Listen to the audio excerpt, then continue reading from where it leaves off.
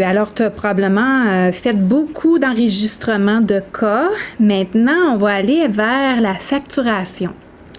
Alors, donc, tu as appris aussi à comment aller chercher des cas. Là, donc, tu es pas mal familière avec comment aller chercher des cas à travers soit le numéro de CasePan ou soit le numéro du dentiste.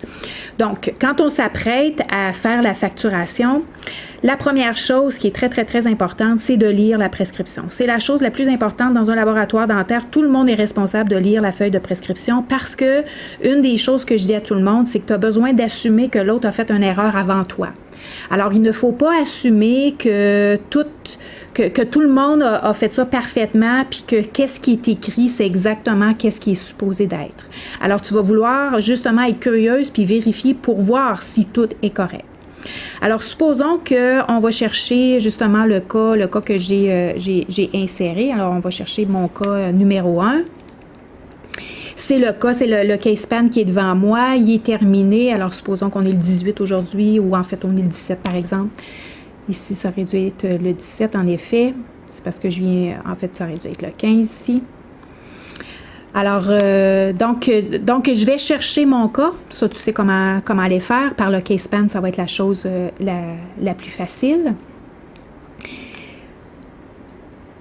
Et donc, je vais lire la feuille de prescription pour voir si j'ai des choses à rajouter. Alors là, il y a des notions que tu as besoin de savoir. Par exemple, quand on a un produit de PFM, par exemple, on a absolument besoin d'avoir de l'or qui va avoir été fait en préfacturation, mais c'est ta responsabilité de vérifier que si j'ai une couronne qui est porcelaine fused to metal, donc, M, c'est pour metal. Si c'est en métallique, ça veut dire que j'ai de l'or, j'ai de l'alliage. J'ai absolument besoin d'avoir ça. Alors, est-ce que c'est là?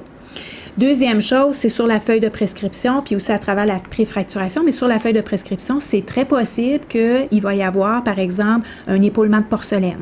Alors, supposons que le dentiste a demandé un épaulement de porcelaine. Je vais vouloir aller éditer, je vais vouloir rajouter l'épaulement de porcelaine, moi je sais que c'est le numéro, c'est le code 4, alors je vais vouloir le rajouter. S'il y a des notes spécifiques, OK, c'est quelque chose qui, ça arrive pas souvent, mais ça arrive à l'occasion. Donc, s'il y a des notes spécifiques, on va aller vers Invoice Message. Et comme tu peux voir, il y en a qui ont déjà été pré-rentrés. Alors, tu peux peut-être regarder... c'est soit au niveau de this appliance must be heated, ça c'est au niveau des plaques occlusales. S'il vous plaît, veuillez regarder le cas le plus tôt possible. Ça c'est lorsqu'on retourne le cas pour un choix de une vérification. On demande que le dentiste vérifie l'empreinte. Donc, il y en a qui sont indiqués. Donc, tu peux te familiariser avec les messages qu'on a déjà dans le système. Sinon, tu vas l'écrire ici. Naturellement, assure-toi que le message y est bien écrit. Donc, tu vérifies ton orthographe parce que c'est ce qui est indiqué sur la feuille, qui va être indiqué sur la feuille sur la facture originale. Donc, c'est ce que le dentiste va lire. Alors, l'image qu'on projette, très important qu'on projette une image professionnelle. Donc, on sait, on est capable d'écrire. Très important, si tu écris le message, que tu comprennes le message. Parce que si toi, tu ne comprends pas le message, bien, tu pourrais assumer que le dentiste ne va pas le comprendre non plus. Alors, moi, je prône que les gens ne fassent pas les choses de façon automatique, mais vraiment comprennent qu'est-ce qu'ils font. Ça n'arrive pas souvent, ça arrive à l'occasion, mais si ça l'arrive, je voudrais que ça soit important que ce que tu écrives, tu l'écrives de façon professionnelle, que tu comprennes ce que tu as écrit et que ça fasse du sens, parce que c'est l'image qu'on projette. Alors ça arrive à l'occasion des messages qu'on a besoin d'écrire. Ensuite de ça, normalement, si tout est correct, alors on est tout simplement... donc ici, c'est parce que j'ai édité, j'ai changé quelque chose. Je vais devoir peser OK.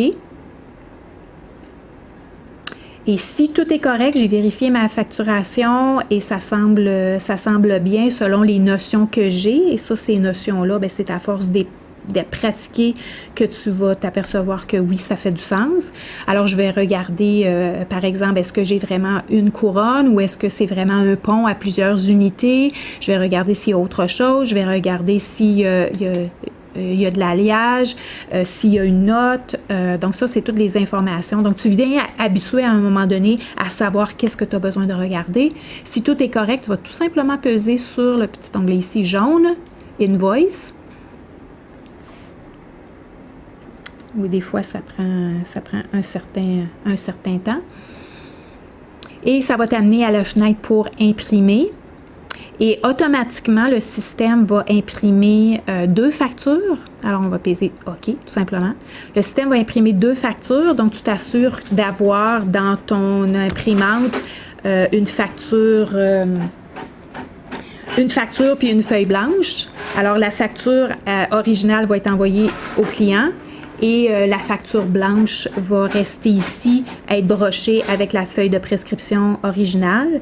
Maintenant, c'est sûr que ta facturation, elle va être vérifiée par quelqu'un d'autre. Alors, on fait toujours un processus de vérification dans tout ce qu'on fait. C'est la seule façon qu'on peut vraiment s'assurer qu'on a bien fait notre travail et ça fait partie de nos processus, nous, ici à l'interne.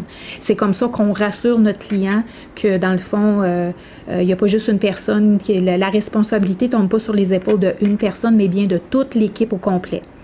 Donc, ce qui est important au niveau de la facturation, c'est de lire la feuille de prescription, t'assurer en fait que tout ce que tu as dans le case pan, que tu trouves être ton produit, ça fait du sens avec ce qui est écrit sur la feuille de prescription. Ça fait aussi du sens avec qu'est-ce qui a été enregistré, donc qu'est-ce qui est facturé.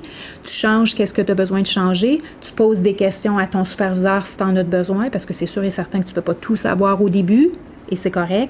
Sers-toi des outils que tu as au niveau des codes de facturation, puis qu'est-ce qui va avec quoi. Donc, par exemple, si tu as des codes d'implants, tu vas savoir, tu vas apprendre que tu as besoin d'avoir des morceaux d'implants qui vont avec tes implants, avec les codes de fabrication de couronnes sur implants. Donc, ici, je viens de te montrer qu'avec un code de facturation de porcelaine fused to metal, on a besoin de l'alliage. Alors ça, c'est des éléments importants. À un moment donné, ça devient automatique. On imprime sur 2 factures et on se fait vérifier par la suite. Alors ça aussi, ça se fait ça se fait un après l'autre. Alors aussitôt que tu as imprimé, tu vas le mettre sur le comptoir, tu vas continuer à faire le prochain, parce que comme tu peux voir ici, il n'y a absolument rien, tout est fait. Alors tu peux exactement aller au prochain, aller chercher ton prochain numéro de case pan qui va apparaître à l'écran et tu vas aller facturer le prochain, tout simplement.